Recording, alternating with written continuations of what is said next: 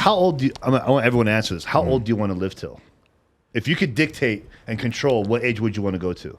I said 100. I always say I want to break records. I'm going deep. I'm going 100 plus. Okay, so 100. Yeah, that's interesting. That's interesting. I mean, I would say it has so much to do with my mission, you know.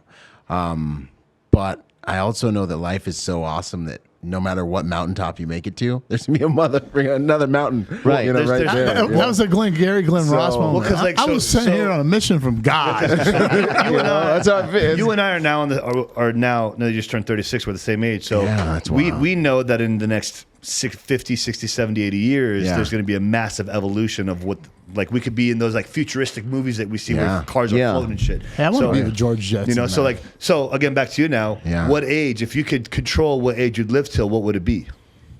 Man, that's- Realistically, I mean, don't be like 200. Yeah, no, that's interesting. I feel like, I'd say maybe 120. Isn't that's kind of That's crazy, bro. Because that's actually mine too. and I'll tell you why. No bullshit. Yeah. So like, I had this conversation with my dad once. Actually, he brought it up to me. He's like, Yeah. how old do you want to live till? And this was probably like 7, 8 years ago. We had this conversation. I'm like, Yeah. at least 110. He's like, why 110? And I'm like, number one, I want to hit triple digits. Number two, at that time, so another 75, 80 years from now, our world is going to be completely different, and I want to see what our world is going to be like. And I want to know how many people's lives I've been able to change at that point. He's like, and then he looks at me and he's like, listen. And this, so he's 82 now, so I think he was like 70 when we had this conversation. He's like, listen. He's like, I plan to be 110.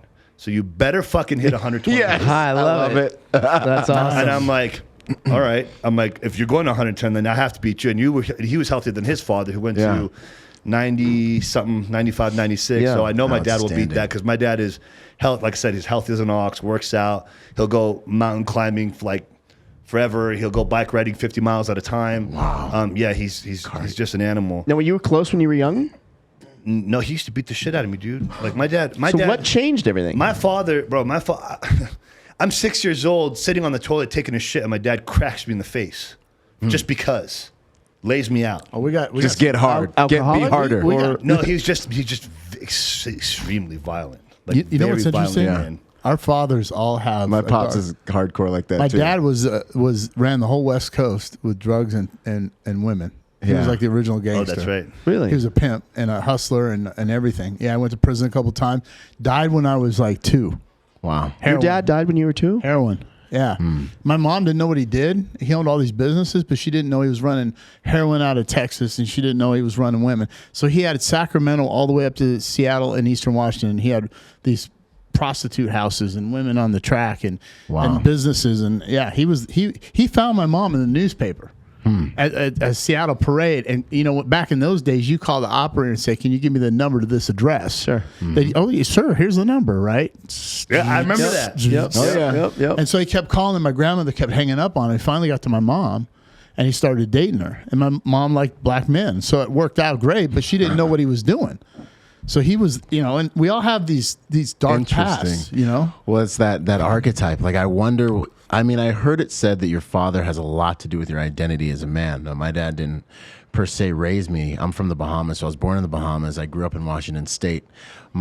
Spent time with my dad during the summers, and then I was with my mom in the winters. And my dad was always hard. You know, I'd show up and he'd like beat me up. Big martial artist, started the first task force like SWAT team in the Bahamas. Got shot at point blank range, survived. Like to this day, when I call my pop, like I still might have to shoot my dad. Like I probably could not beat him up. You know what I mean? Like to this day, I'm still like when I call him on the holidays, I'm like, So knowing I this- love him. He's awesome. That's We're funny, close. Because the final time He my was dad a- put his hands on me was Yeah. I went out all out with him, and Yeah, I put yeah. him down, flipped a glass table over, and broke it. And I threatened him like, Yeah. fucking touch me again, you are This is fucking over. dead man. How old Yeah. were you then? 15 or 16. But yeah. he was probably a man child at 15. Look how course. big this Look at him. motherfucker. He's a fucking monster. You've been lifting like your whole life, right? I've never lifted a day in my life. Please. Yeah. Don't get But crazy. here's the scariest part, and I don't know about them, but I'm going to assume this. I feel my dad's Energy. dark energy. It's so easy for It's me to there. slip. Yeah. Because me and my half brothers talk about it. My dad. He has Papa was Rolling Stone. I have kids all over the U.S. that I'm finding out about, half brothers. Yeah. But we all have Same that. here. We all My have dad that. was a pimp too in Buffalo, New York, man. It's We a all thing. have that. Yeah. We all go there. And I'm like, dude, don't be like your dad. Now, here's the question. I'm from Washington State. Where'd you go to high school? Gig Harbor, Washington. Oh, you're from Gig Harbor. Okay, Yeah. so the Navy area. Yep. Okay, Almost. okay. He's an island boy all around, man. It's just like, Yeah, man.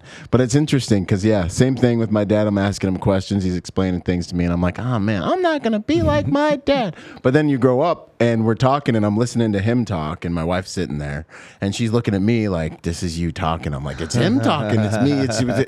And the dude didn't raise me. It's The crazy. thing is, like, as There's a much- genetic Apple don't fall memory or far. something as in there. much yeah. as, and I openly say this, and I love my dad. As much love as, my dad, as much too. as He's a awesome. piece of shit father my dad was when I was growing up. Yeah.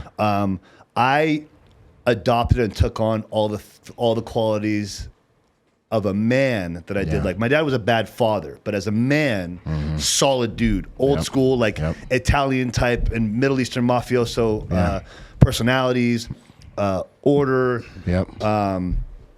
loyalty, family, traditional values. Like, my dad was hardcore when it came to this, and I was like, I like that. Like, that's 100%. exactly what I want. Same here, and that's dude. what I expect. And that's kind of Yeah. how I've lived my life. That's how I expect from people that I allow into my circle and Yeah. in my inner circle. Yeah. And I took on the good qualities of my father, the work ethic, and the 2.0. shitty qualities. I can definitely say I have some of them by default because of what he did. But I have him under control, and if I Yeah. want to let him loose, I can let him loose when I want to. Yeah, and that's power under control. That's healthy masculinity in a nutshell, I think. Oh, you mean it's not toxic masculinity? Piece of shit that says Don't that. even get me. Yeah, no, that's a whole. We'll be in here for hours. There's no such thing. Let's just get that out. There's no such thing as toxic masculinity. we got to talk about John. I don't know any of your stories. It's your turn. Man, John- I thought I could get away with it. I was just John's being a poker player, pimp. the orchestrator here. I thought I could escape it. What I mean, we know your father. Well, I grew up differently, obviously, because of Playboy dad. You know, philanthropist. I'm just I grew up with a silver spoon, pretty much. You know, I grew up in a 10,000 square foot house. Dad was fucking famous, and so But you're like that movie. I came out Almost- normal. You're like almost famous. I'm 'Cause almost famous. I'm 'cause famous on the coattails. You know? Everybody knows I ride you. the coattails. This guy ends up. Yeah. He's like, hey, Yeah. there he is with Trump. There he is with this guy. It's like, how'd you know that guy? Oh, I know Dana White. I know this guy. Yeah. So what's your background like? Talk about yourself. Man, you're killing me. You're on the spotlight, Shit. man, you know? Yeah. Right. We should have planned what we were going to talk about. And then this wouldn't be happening to me right now. Now you're on the spot. I think you're onto something with this planning shit.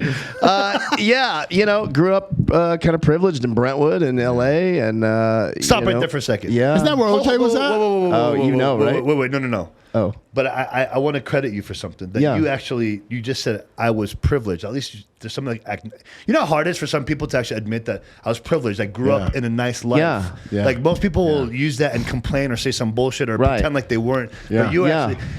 I can respect. I know it. to some people that what I'm saying sounds stupid. No, but yeah. I want to acknowledge you Thank and you. commend you for that because not many people can openly say like I was privileged. I grew up in a great Yeah. home. This Yeah. is my house, my lifestyle. I was almost famous. My father's famous. Yeah. Not many people will openly admit that. Yeah. Like it's some kind of fucking dark Like cloud. there scared to. Yeah. Like, dude, just like, be who so you are. I just want to dude. commend you for that. Thank you, man. For actually openly saying that. Or I don't understand. A lot of them will blame their life on it, like because a lot of kids. I grew up a good kid. And no, loved then him. you're just an ungrateful piece of shit. Yeah. They'll go down the 100%. drug highway or whatever, and then they'll say, "Oh, it's because my parents, but My parents I don't don't get love it. me," and yeah, like I don't get it. Like my dad I've was really seen it. busy. He was shooting a TV show and a recording career and traveling and touring and but somehow I didn't grow up feeling like he wasn't in my life. Like I feel like every Little League game he was there somehow. Now looking back, like when I was little, I didn't know any better. But now when I think, like, how the fuck were you doing 12 hours a day at CBS, going to Vegas, performing on the weekends, and how are you making Little League games on random Wednesday evenings? Like I don't even know. I couldn't tell you. But Super dad. yeah, Because we do what we want to do, man. We make Hashtag happen super what we- dad, dude, Yeah, right we there. make it Right. happen. If we want it, it happens. Yeah. Hey guys, thanks for watching the channel. If you like what you saw today, find value in what you saw, please share with your friends and family. And make sure you smash the like button, subscribe to this channel, and in the comment section below, let us know which topics you would like us to cover in the future.